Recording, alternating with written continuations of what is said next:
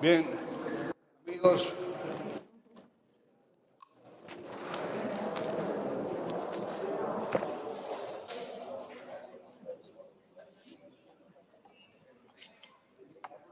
Bueno, con puntualidad, antes se decía con puntualidad británica, pero ya no se puede decir.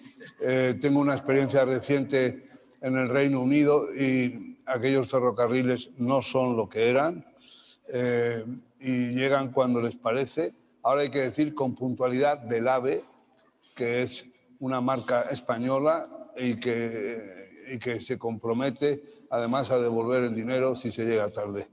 Aquí no ha habido que devolver el dinero a nadie porque la inscripción no era costosa y porque además hemos sido de una puntualidad irreprochable. Entonces, llegamos a la clausura y le doy en primer lugar la palabra a nuestro presidente, Diego Carcedo, para que te haga los honores y luego yo diré también unas palabras y enseguida, ministra, estás tú al frente de la operación.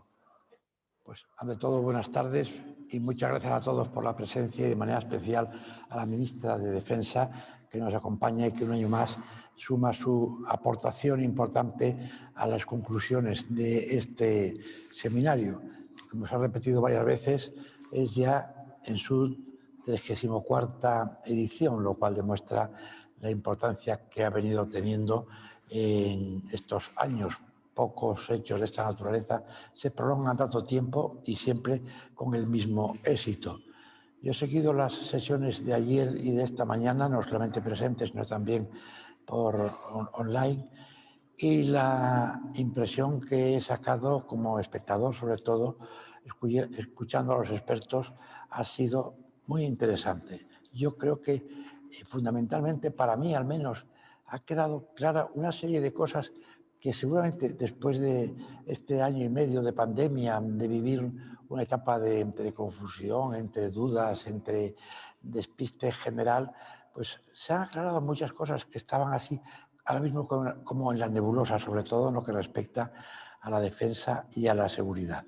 Me parece que este seminario es muy importante, ministra, la que lo consideramos muy importante, por eso esta es la prioridad de la Asociación de Periodistas Europeos, desde que Miguel Ángel tuvo esta idea brillante y que todos aquí nos proponemos continuar con todos los medios a nuestro alcance.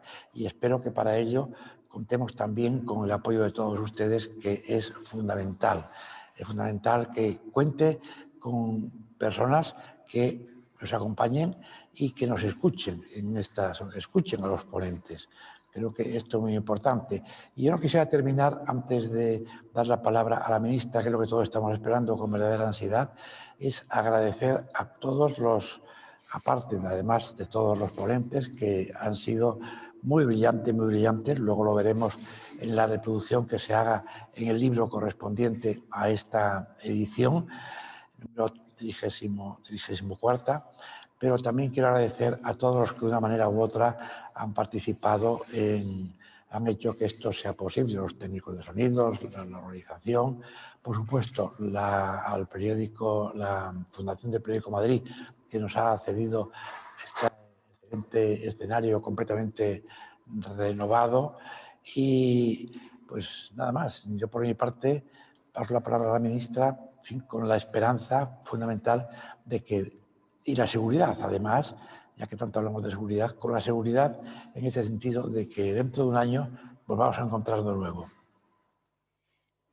Muy bien, muchísimas gracias. Como hemos comprobado que la reverberación de esta sala impide una audición correcta, se va a poner ahí a disposición de todos unos auriculares de los que quienes seáis más ágiles podréis tomar uno, y porque con los auriculares se oye perfectísimamente, de manera que quien tenga necesidad de una audición correcta puede precipitarse ahí. Esto, querido Antonio, si eres tan amable, a mí me das un ejemplar para dar ejemplo y para escuchar muy bien a la ministra y todo lo que diga. Primero, agradecer a la ministra que desde el momento que la invitamos dijo que vendría, pero todavía más porque la mañana de hoy, como siempre, sin avisar, porque las cosas suceden y entonces hay que encajarlas. Pues había el Pleno del Congreso y en el Pleno del Congreso la intervención del presidente del Gobierno a propósito de los consejos europeos y de los indultos y todas las demás cosas. Y como ustedes comprenden, la ministra no podía levantarse así grácilmente del banco azul y decir buenas tardes. Así que ha sido una operación delicada la de ese levantamiento, porque ha tenido que esperar a que se produjera un tiempo así un poco muerto, con la intervención de alguno de los diputados que no era imprescindible y que permitía, en fin, que la salida de la ministra no tuviera ninguna mala interpretación en ninguna dirección. Y eso es lo que la ministra ha hecho, rogando a los ministros que la flanquean a un lado y a otro que se arrimaran entre ellos para que no quedara el hueco que diera lugar a malos pensamientos. Nosotros, ministra, hacia ti abrigamos los mejores pensamientos y sabemos que aprecias lo que aquí se hace, que comentábamos antes, ya son 33 años haciendo esta convocatoria, que a nosotros nunca nos ha sido fácil, pero siempre nos devuelve la idea de que estamos haciendo algo de utilidad pública, por utilizar una expresión que ahora, digamos, se ha puesto un poco en boga. Esto es de utilidad pública.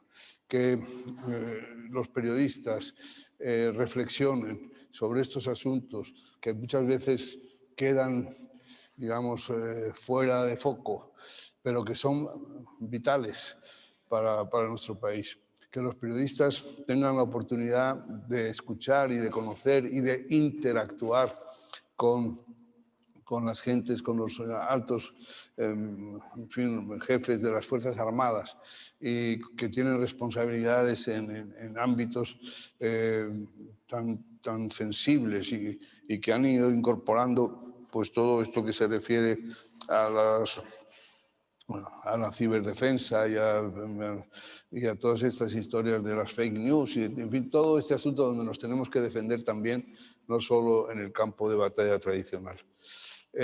Por eso, pues buscamos este título de la Vuelta Americana, como nos ocupamos del vértigo que creó ese momento en que este perturbado del presidente Trump, pues poco menos que ya anunciaba su retirada de la alianza y han sido 2 días de reflexión muy fructífera, muy interesante, donde hemos podido escuchar voces con máxima autoridad.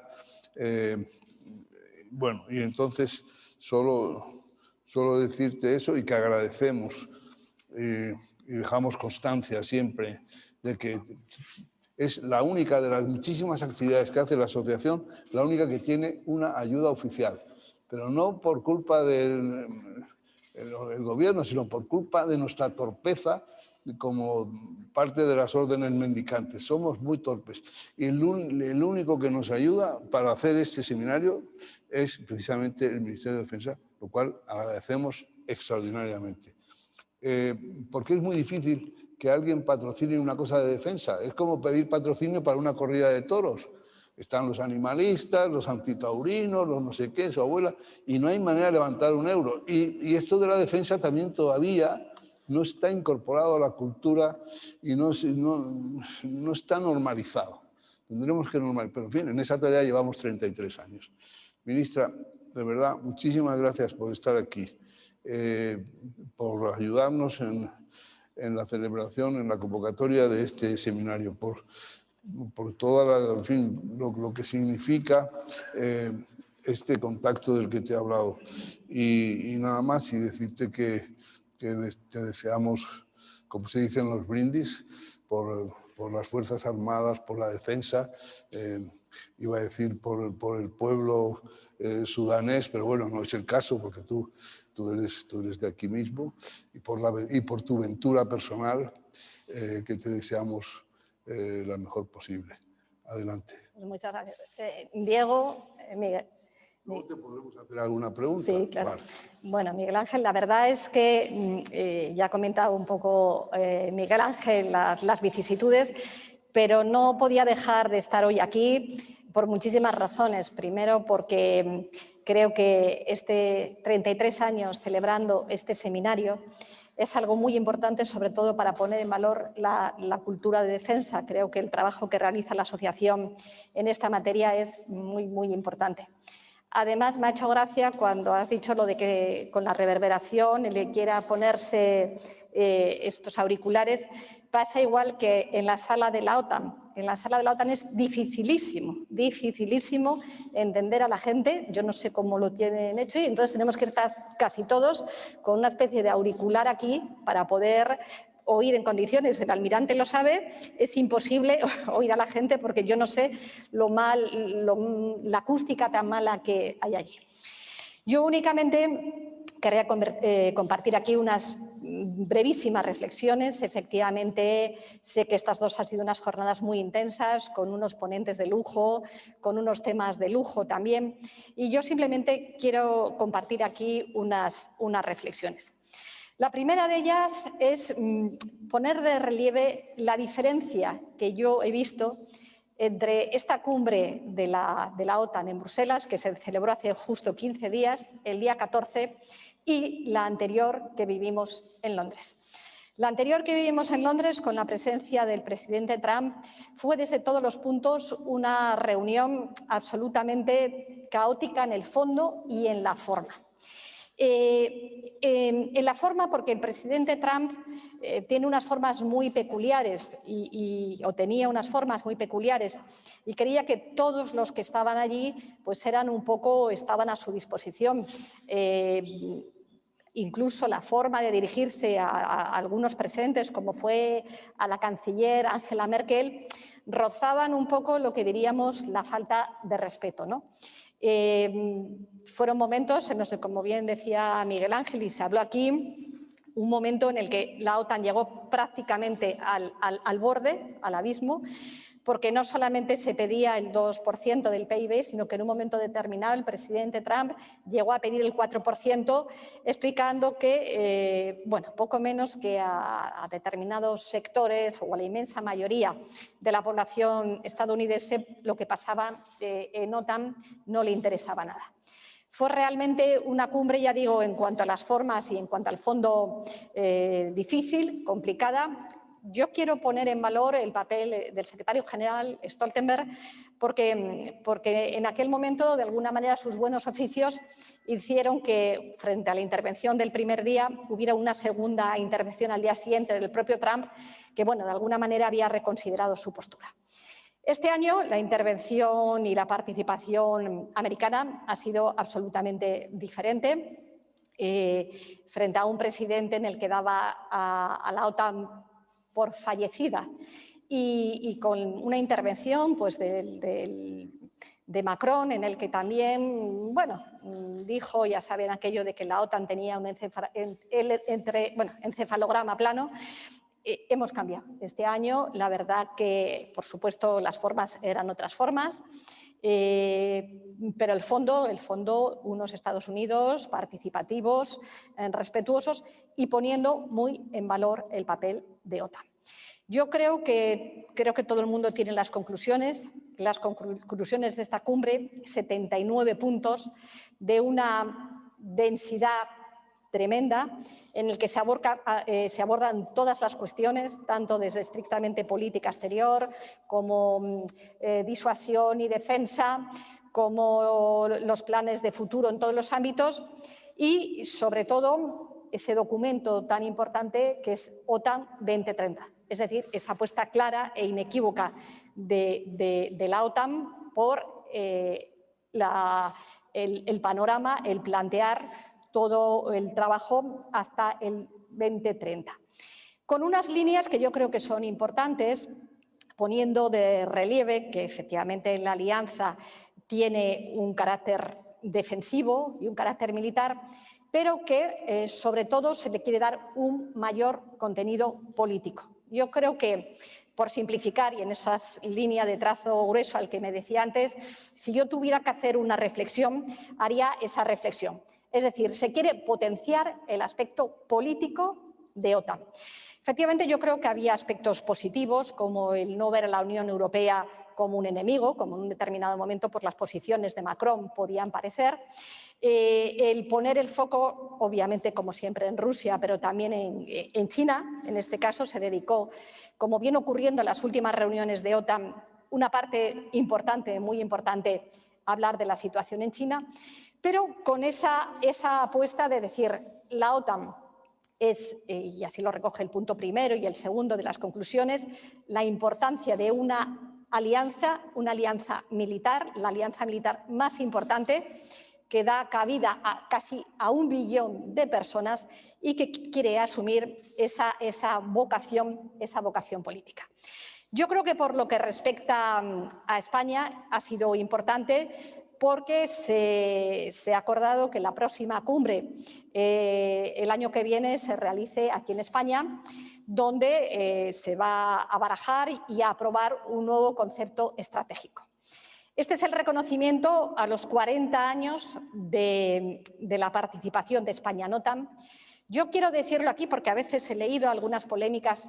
Esto no es un tema de un gobierno, de otro gobierno, no son los méritos o quién ha conseguido esto si un gobierno, otro gobierno. Yo siempre he dicho que en materia de defensa, de seguridad y defensa, esto es una política de Estado y nadie tiene derecho a capitalizarla. Y es más, esta oferta a España para realizar esta cumbre el año que viene es el reconocimiento, que hay que decirlo públicamente, que yo siempre lo digo, al magnífico trabajo que durante estos 40 años han realizado nuestras Fuerzas Armadas. Nuestras Fuerzas Armadas en las misiones de OTAN han estado los primeros y han estado con la eficacia que siempre les caracteriza. Por lo tanto, que nadie quiera decir que si esto lo negoció uno, que si lo negoció otro, este es un éxito de España en su conjunto y es un éxito de las Fuerzas Armadas españolas. Este viernes, precisamente, vamos a realizar una jornada en la que vamos a poner de relieve todo el papel que durante 40 años han venido realizando nuestras Fuerzas Armadas en el ámbito de la OTAN. Decía antes Miguel Ángel algo que yo comparto. La celebración de esta próxima cumbre, que va a ser esencial y fundamental, sería muy bueno que España y la ciudadanía española lo interiorizara. Efectivamente, y tú lo decías muy bien, Miguel Ángel, hablar de seguridad y defensa parece que en este país todavía genera rechazo, genera sarpullido. Hay algunos que quieren patrimonializar ese tema, otros quieren desmarcarse de ese tema. Bueno, yo creo que las personas que tratan de desmarcarse de ese tema, que creen que la seguridad y la defensa no va con ellos, yo lo digo y lo digo además sin complejos, creo que adolecen de una enorme ignorancia. Hoy en día no puede haber derechos, no puede haber libertades si no hay unas políticas coordinadas de seguridad y defensa. Y no verlo así es ignorar la realidad. Por eso a mí me parece que es tan importante que haya jornadas como estas en las que sin complejos se hablen de cuestiones, se hablen de las amenazas, porque realmente tenemos muchas amenazas en este momento, desde las amenazas que tenemos pues, cuando vemos que, por ejemplo, una cooperante de Médicos Sin Fronteras ha sido asesinada el otro día en Etiopía, hasta lo que estamos viendo y habéis hablado en la jornada de hoy del ciberespacio. Esa sería la primera reflexión. Por tanto, yo creo que vimos una OTAN resurgida, una OTAN con una autoestima muy alta, tengo que decirlo clarísimamente, y una OTAN que hace esa apuesta política con unos Estados Unidos que efectivamente sí han reivindicado el tema de la inversión en defensa, pero que están plenamente comprometidos con la OTAN y con ese documento OTAN 2030. La segunda reflexión, muy breve, que yo quería hacer es un poco al hilo de ese papel de los Estados Unidos, las relaciones bilaterales que estamos teniendo entre Estados Unidos y España en el ámbito de la defensa. Yo quiero decir, lo decía el otro día el almirante, que están siendo magníficas, magníficas desde que ha llegado la administración Biden. Yo lo cuento como anécdota, lo sabe mi director de gabinete, mis directores de gabinete que están ahí. El día 8 vamos a ir a visitar pues la flota española, pero los americanos han tenido especial interés, vamos a ir a Rota, en que vayamos, en que visitemos uno de los barcos y en poner de relieve las magníficas relaciones que en este momento existen. Yo he tenido hasta la fecha 2 contactos con el secretario de Defensa. El primero de ellos quiero ponerlo de relieve porque me parece una cosa que es importante y se habló también en OTAN. Que no sé si se ha hablado en estas jornadas, pero el primer gran acto mundial que hizo el presidente Biden fue para hablar del cambio climático y hizo una gran cumbre en ese sentido. Y curiosamente, desde la Secretaría de Defensa, desde el secretario de Defensa, consideró que el cambio climático era un tema muy importante a valorar desde la perspectiva de seguridad y defensa. Y quiero decir que por lo que hace referencia al panel de defensa de la Unión Europea, estuvo el secretario general de OTAN, Stoltenberg, y estuvo Inglaterra, Gran Bretaña por el tema de que preparan la próxima cumbre del clima, pero el único país que estuvo convocado por la Secretaría de Defensa y por el presidente Biden de la Unión Europea fue España. Y el planteamiento que se nos hizo, por qué fue convocada a España y por qué le importaba a los Estados Unidos el tema del clima en relación a la defensa, fue por el tema del Sahel. Ellos consideran que España tiene que tener un papel muy importante en la evolución y en la situación del Sahel y cómo ellos consideran también que el cambio del clima que va a hacer que en los próximos años la temperatura suba 1,5 grados más en África, lo que va a hacer es generar mayor pobreza, situación de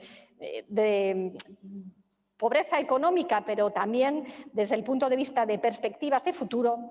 Y la valoración que hacen en Estados Unidos es que eso va a resultar un foco muy importante, todavía mayor, del terrorismo. La consideración que ellos se hacen es que el Daesh más o menos ha sido vencido en Irak o en esa zona, pero que sin embargo las distintas variantes del Daesh y del terrorismo están cada día tomando más fuerza en el Sahel. Y eso, en un contexto de un cambio climático, de una situación de hambrunas que pueda haber, va a hacer que efectivamente puedan tener un desarrollo importante estos grupos terroristas. Por ejemplo, los 2 periodistas asesinados en Burkina Faso, pues no hay ninguna duda que fueron como consecuencia de un ataque hecho por grupos terroristas, por Jotanim. Ahí están pues desde el Daesh Sahel hasta esta filial de Al-Qaeda. Pero quiero decir con eso que a ellos les preocupaba enormemente, a Estados Unidos les preocupaba enormemente la situación en el Sahel, la influencia que puede tener ISIS o Daesh, como lo se le quiera llamar, en el Gran Sahel, y la apuesta ya también, que es una apuesta que empieza a estar ya consolidada de verdad, en OTAN del flanco sur. Es decir, frente a unos años en los que el flanco sur pues efectivamente estaba mucho más descuidado, yo creo que eso es un punto importante. Eso surgió en esa primera reunión en la que, como digo, España fue el único país que fue invitado de Europa. La segunda reunión que yo tuve por videoconferencia con el secretario de Defensa americano, yo creo que él fue prudente. Él dijo que en este momento no podía hacer una planificación de las tropas en Europa. Sí que hizo una apuesta clarísima por las bases en España. Él me dijo que ya había estado aquí, que iba a volver. Hizo una apuesta muy clara por las bases en España, por la cooperación bilateral en el Mediterráneo. Y luego estaba especialmente pero bueno, interesado, por decirlo más exactamente, por la posición en relación a China. En relación a China, que eso se une también con lo que está viendo pues, en las últimas intervenciones de OTAN, de la preocupación que tiene China. Vinculado también con el hecho de que efectivamente, y luego me referiré a ello cuando diga otro tema, efectivamente la gran influencia que también desde el punto de vista económico está teniendo China en África. Yo creo que él quiso poner de relieve que China es una preocupación en este momento, una preocupación importante para los Estados Unidos. Y luego, como digo, desde el punto de vista bilateral, el reconocer ese papel que está realizando España. Por último, para terminar, yo quiero transmitir una preocupación. Y una preocupación que creo que es un buen marco para compartirlo aquí, sobre el papel de OTAN. Yo creo que el papel de OTAN es esencial, es un papel fundamental, pero hay que hacer algunas valoraciones también. A mí me preocupa especialmente lo que está ocurriendo o lo que va a ocurrir en Afganistán. Quiero decir, cuando pongo el ejemplo de Afganistán, cómo todavía, y cómo no todavía, sino va a ser así, los Estados Unidos van a seguir teniendo una importancia esencial y fundamental en lo que ocurra en OTAN y en el escenario internacional. Cuando la nueva administración Biden decide que hay que irse de Afganistán, bueno, todos los países de la OTAN, siguiendo aquello de llegamos juntos, estuvimos juntos, nos vamos juntos, decidimos que, bueno, las tropas tienen que abandonar Afganistán. Nuestras tropas, como todos saben, han dejado ya Afganistán. Incluso este lunes hicimos un homenaje a los 102 fallecidos de nuestras tropas. Pero después de 20 años de presencia de OTAN en Afganistán, nos vamos. ¿Cómo queda la situación en Afganistán? ¿Cómo va a quedar esa situación, sobre todo desde el punto de vista de los derechos de las mujeres y de los niños? Y claro, ahora se plantea un problema. Si no somos capaces de convencer a Turquía que se quede el aeropuerto de Kabul, ¿qué va a ocurrir? Solamente si se queda, que parece ser que sí, una fuerza americana para proteger las embajadas se podrán o nos podemos quedar. ¿Es esto un fracaso de OTAN? Esto es una manifestación de que este tipo de misiones, si no cuentan con la realidad de un país, van a surgir adelante. Yo dejo esa reflexión que uno con algo que me preocupa también íntimamente unido con esto. Ayer vimos que in extremis, Naciones Unidas había acordado aprobar un presupuesto para sus misiones de paz. Hubiera sido gravísimo que Naciones Unidas no hubiera aprobado esa partida presupuestaria, además una partida presupuestaria reducida para las misiones de paz. Como saben, nosotros en España tenemos la misión de paz más importante que tenemos, nuestro contingente en Líbano.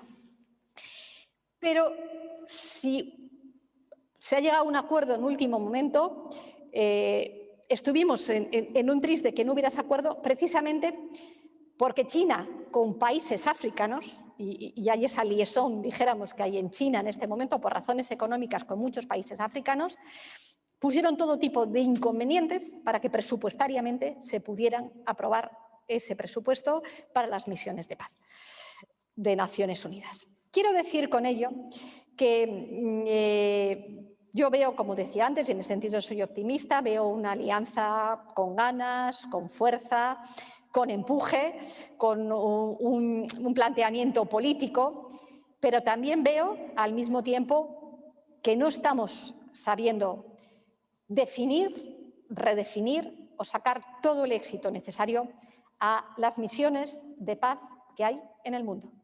Yo creo que esa retirada de Afganistán en las condiciones en las que hay, aunque es verdad que bueno, pues OTAN, estamos viendo algún otro tipo de partenariado, incluso nosotros con el embajador afgano hemos ofrecido una posibilidad de relaciones bilaterales, pero después de 20 años, después de miles de vidas, España 102 vidas, pero de miles de vidas norteamericanas, esta retirada de Afganistán, ¿cómo la tenemos que valorar?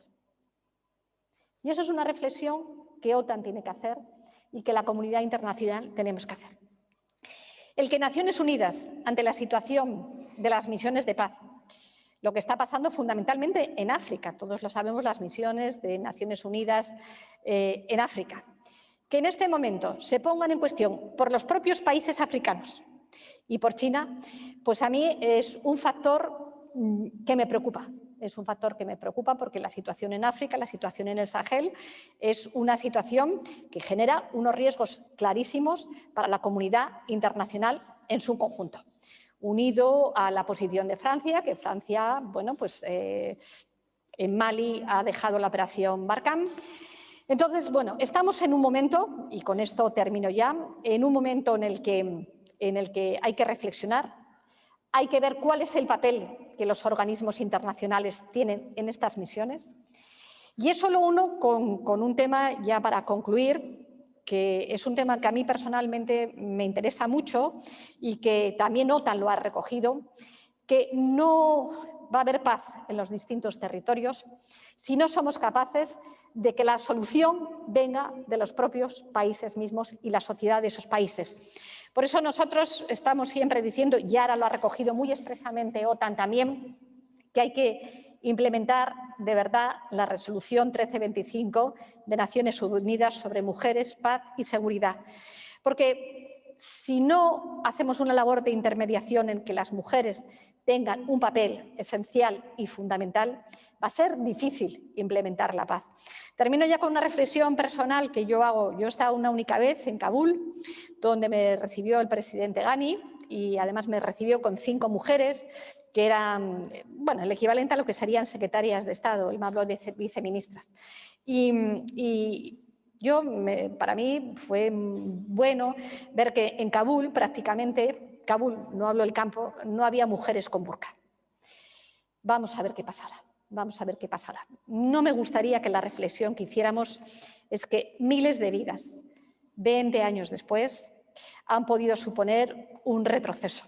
Un retroceso que no solamente afecta a la vida de los ciudadanos afganos, sino que también afecta a toda la situación de la zona. Estos días estamos viendo la situación en Irak. El otro día recibí precisamente al ministro de Defensa iraquí.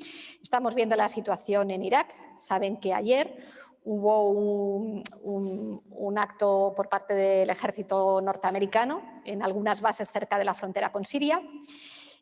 Como decía antes, Daesh, podemos decir que razonablemente está bastante derrotado en esas zonas, aunque luego van a África, pero ahora tenemos otro foco, por ejemplo, que son las milicias proiraníes. Bueno, pues ahí yo creo que también en el ámbito de las misiones, me estoy refiriendo a las misiones en las que España está implicada, como es Líbano, como es Afganistán, Irak. Bueno, pues es una reflexión que hay que hacer.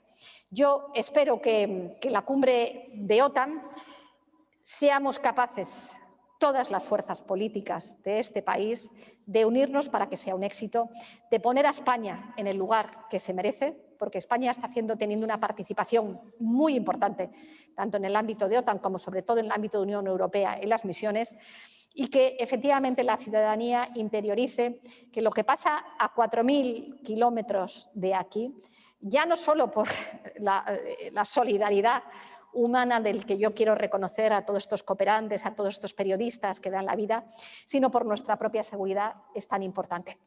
Sería tremendo que lo que yo decía antes, que por intereses a lo mejor de otros países o intereses económicos se siguiera haciendo una apuesta a desestabilizar determinadas zonas, porque ahí sí que habríamos fracasado. Por eso es tan importante que alianzas como OTAN tengan éxito y que alianzas como OTAN, al final, cuando llega un momento de una retirada, no pase como en Afganistán, sino que yo no puedo decir que sea una retirada vergonzante, no lo puedo decir, pero que de alguna manera mi preocupación sí que la quiero mostrar. Así que eran las reflexiones que quería compartir con todos vosotros.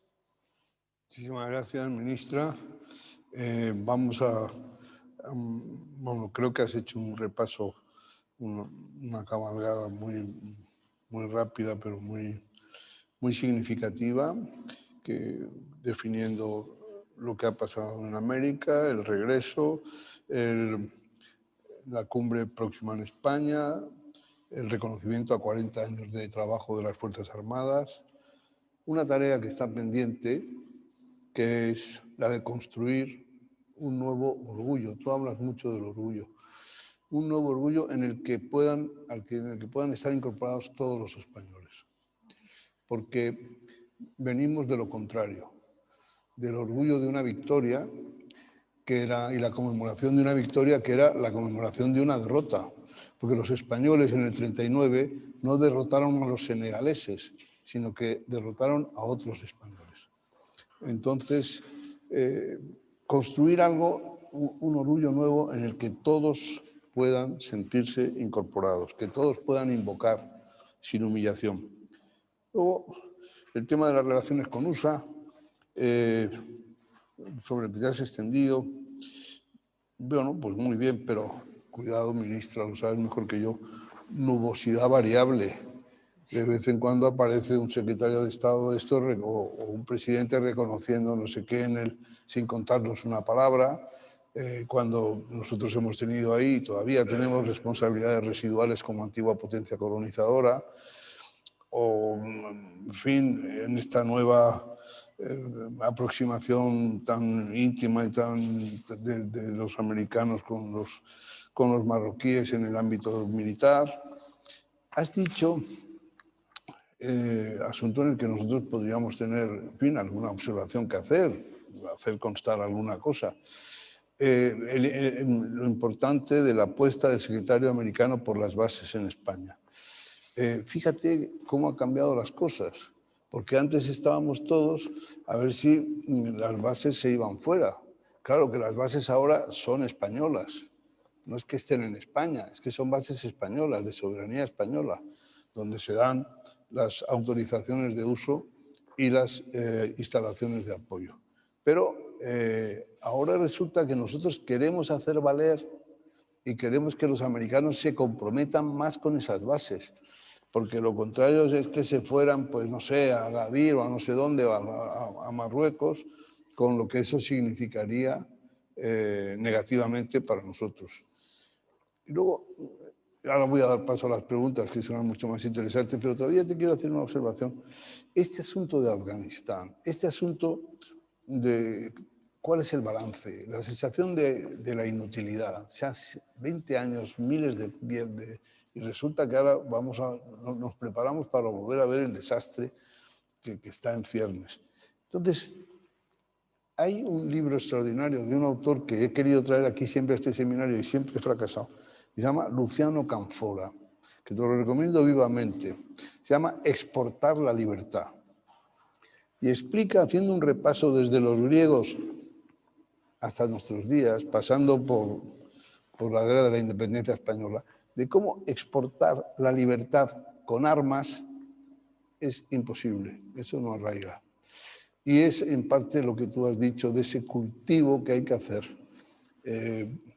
al amparo de esa resolución 1325 y otras cosas de Naciones Unidas. Bueno, no sé si quieres comentar algo de esto y si no, pues empezamos con las preguntas. Hay una persona con un micrófono, que es Pepe Peralta, que irá acercándolo a quienes quieran preguntar. Pero, ministra, si quieres decir algo sobre esto, no te cortes. Bueno, vale. Al hilo de las preguntas, sí diré algo en el tema de lo que has venido a decir de Marruecos, pero bueno, luego vamos a ver las preguntas. Buenos días, ministra. Gracias por sus palabras. Soy el coronel Juan Pons. Quería preguntarle sobre algo importante que ocurrió ayer. Usted estaba en el Consejo de Ministros, se aprobó una partida de más de 3.000 millones de euros para el futuro avión de combate europeo, nada menos que 2.500 millones. También la compra de 3 aviones coloquialmente llamados tanqueros, los MRTT, y también un lote de helicópteros. Mi pregunta es, ¿qué supone desde su punto de vista para el desarrollo de la tecnología española estos 3 programas? En concreto, el más importante, el que supone el desarrollo, valga la redundancia, de nuevos equipamientos, como es el programa FCAS, el del futuro avión de combate europeo. Bueno, muchas gracias por la pregunta. La verdad es que nosotros, desde que hemos llegado al Gobierno, yo personalmente tengo una fijación y el Gobierno lo comparte, es decir, que tenemos que tener unas Fuerzas Armadas modernas, tecnológicamente preparadas, y que no se pueden regatear en gastos de defensa. Yo creo que Miguel Ángel lo compartirá conmigo. Porque además los gastos en seguridad y defensa suponen también la creación de puestos de trabajo. Y por eso, pues ahí tenemos desde los proyectos, por citar algunos, desde el submarino S-80 en Cartagena, desde las fragatas F-110, desde los 8x8 y en el ámbito del aire, pues efectivamente el FCAS nos parece que es una apuesta esencial y fundamental. Habían empezado Francia y Alemania. Tengo que decir, porque a veces en estos temas de seguridad y defensa o en general, yo siempre digo que los españoles tenemos la autoestima baja. Y estoy de acuerdo con Miguel Ángel, yo creo que hay que tener un orgullo de país y un orgullo de ser españoles.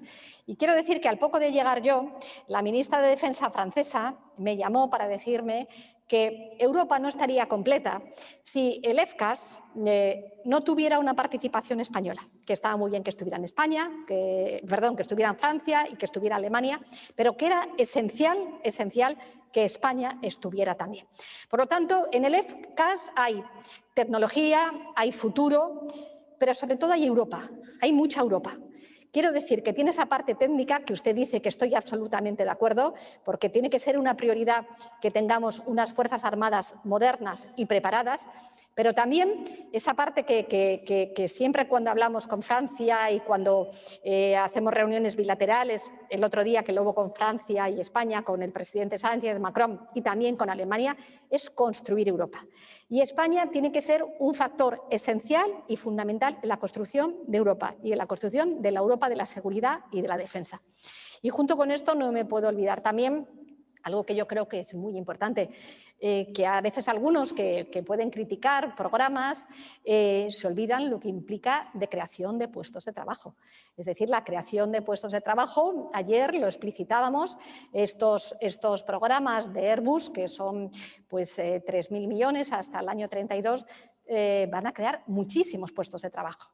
Como está ocurriendo con las fragatas F-110, hay zonas como Ferrol que viven precisamente o fundamentalmente de eso, o como el submarino S-80 de Cartagena.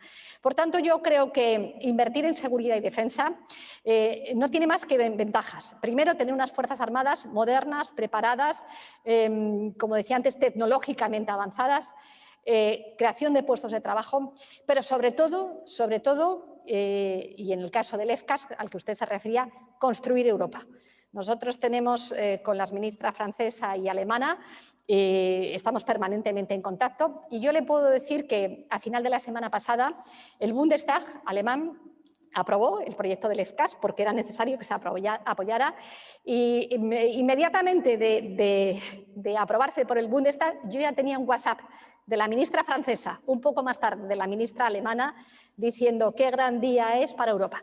Quiero decir que desde el punto de vista de Europa, políticamente, de seguridad, defensa, de tecnología, el que países como Francia o Alemania consideran a España un factor importante, yo creo que es algo de lo que, Miguel Ángel, sentirnos orgullosos. Si encuentras otro adjetivo, buscamos el otro adjetivo, pero yo creo que lo define mucho.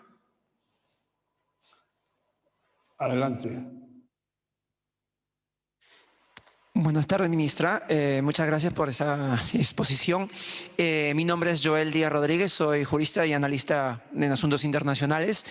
La pregunta va un poco en función de lo que está presentado sobre el nuevo debate, las nuevas preocupaciones de la OTAN, ¿no? De incorporar a China en ese análisis. Mi pregunta va, el secretario general el año pasado, en una presentación que hizo, habló de que ambicionábamos una OTAN más global, menos en presencia, pero más en visión. Y yo creo que eso es fundamental. Y considerando esta premisa, ¿cuál es la visión que tiene sus colegas hoy en día sobre esa OTAN, el rol de la OTAN en esa nueva competición global que se avecina? ¿Cómo usted ambiciona la OTAN y qué papel sirviendo de herramienta útil para esa nueva competición y cuál sería el lugar de Europa? Muchas gracias. Yo lo decía antes, yo creo que el documento 2030 hace precisamente esa apuesta por un mayor protagonismo político de OTAN. Yo sé que, claro, habrá gente que diga es una organización básicamente de defensa militar porque tiene que tener ese protagonismo político. Pero a mí sí que me parece que es interesante. Por eso yo creo que durante todo este año, la preparación que tenemos que hacer de la Cumbre de Madrid, donde va a salir ese nuevo concepto estratégico, es muy importante. Es decir, que efectivamente tenemos unos retos, aparte de las amenazas, China está ahí. China es un factor internacional esencial y fundamental.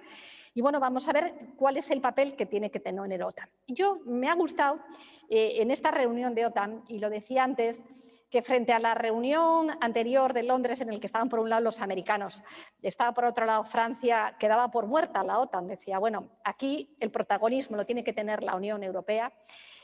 La posición de OTAN es una posición que es la que hemos mantenido siempre en todas las reuniones de Unión Europea y de OTAN. Es decir, no solamente no son incompatibles Unión Europea y OTAN, sino que son perfectamente compatibles, que se complementan, porque es importante que se complementan. En esas conclusiones de OTAN, a veces no hay que reproducir esfuerzos, pero no podemos ver, como en algún momento parecía que se veía a Unión Europea enfrentada a OTAN. Todo lo contrario, todo lo contrario. Hay margen, hay espacio y desde luego ya digo, yo, aunque parece que he terminado mi intervención con ese aspecto de preocupación por lo que ocurre en algunas misiones de OTAN, sin embargo sí que he visto con mucho músculo y en un músculo no solamente militar, sino también político. Ahora, es un debate importante, es un debate largo, porque yo no quiero olvidarme de que efectivamente esa mayor vis expansiva política de OTAN conlleva, por ejemplo, un incremento presupuestario muy importante, que no todos los países tenemos en este momento esa disponibilidad.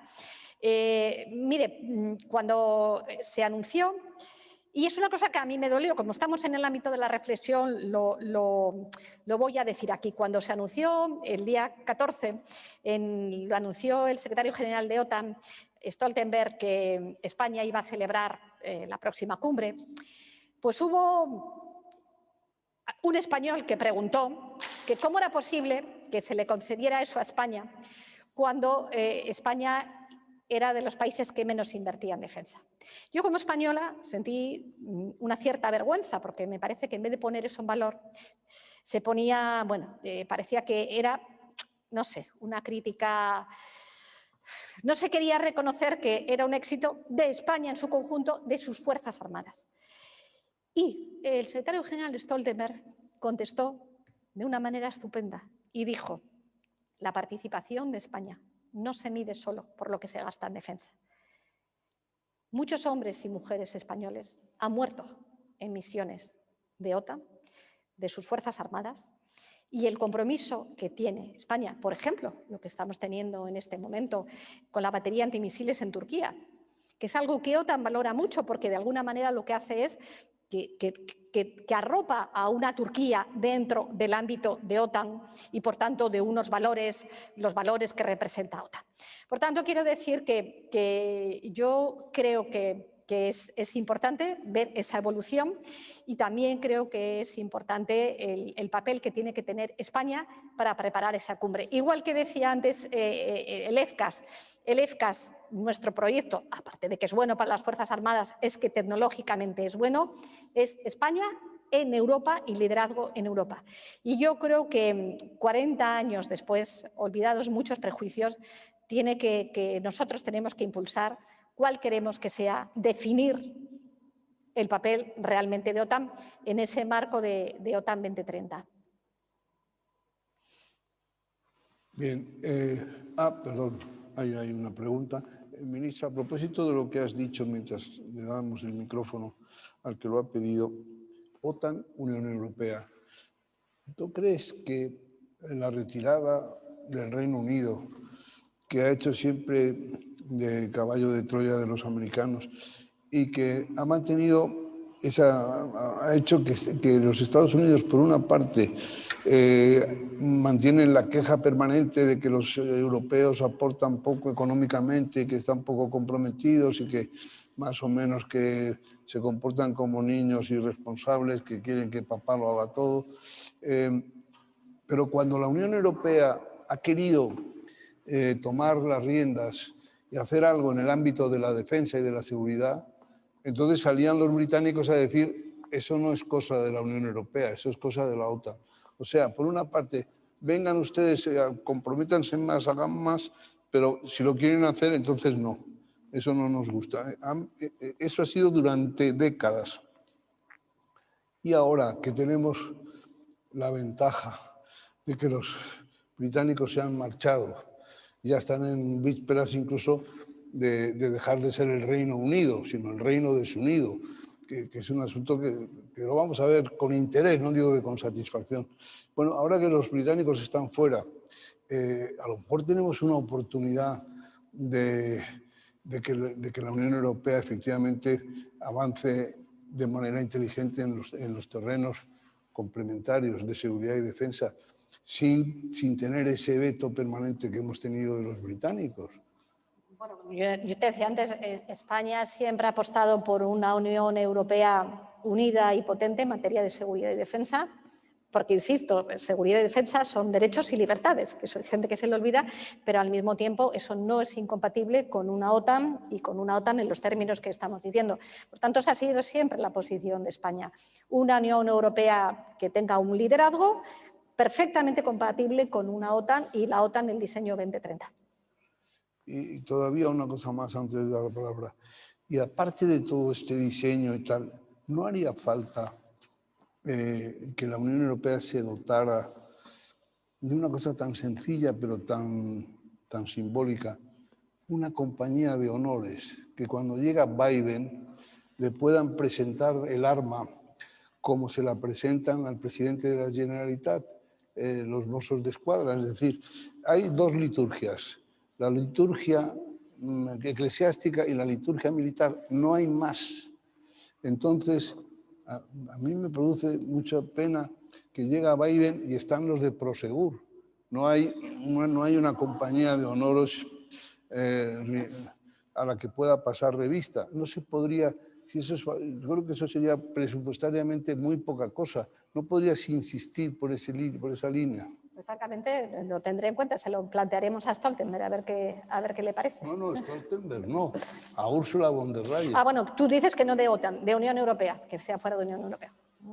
Que los de Prosegur vuelvan. Pues Ursula von der Leyen ha sido ministra de Defensa en Alemania, o sea que ese tema se lo debe saber, lo de los honores y demás. Es que es tan importante el protocolo, es tan importante la liturgia, es que para que nos tengan en cuenta hay que dar alguna muestra.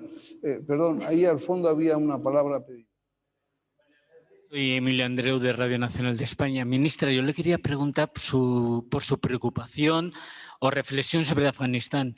Si cree que en septiembre, cuando se vaya el grueso ya final de Estados Unidos, el país centroasiático, después de esos 20 años, tantos miles de muertos, 102 españoles, puede encaminarse o devenir en una guerra civil. Vamos a ver, yo espero que no.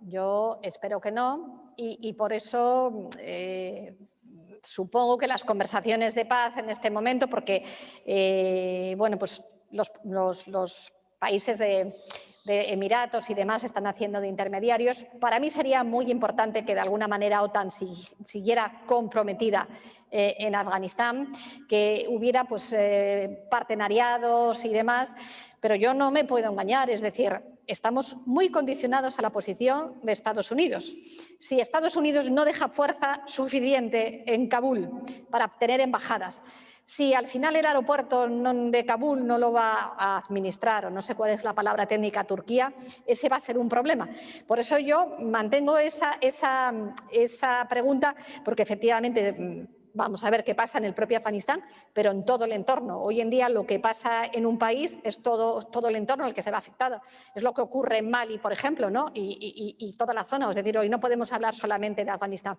Yo hacía esa reflexión de que bueno, de alguna manera, el balance de estos 20 años es un balance que nos tiene que hacer reflexionar. Porque a lo mejor era un tema, los 20 años ha sido muy importante en avanzar en derechos, en libertades, sobre todo mujeres, niños, en el país. Vamos a ver si estas conversaciones de paz con los talibanes fructifican, si no fructifican, yo en este momento no lo sé. Pero yo lo ponía un poco como ejemplo al hilo del título, ¿no? Estímulo o anestésico. La reflexión que yo me hago es: sin Estados Unidos, la OTAN pierde totalmente el fuelle. Pierde totalmente el fuelle. Y eso es algo que tenemos que reconocerlo. Por eso, junto con es tan importante el papel de la Unión Europea. Por eso es tan importante el papel de la Unión Europea.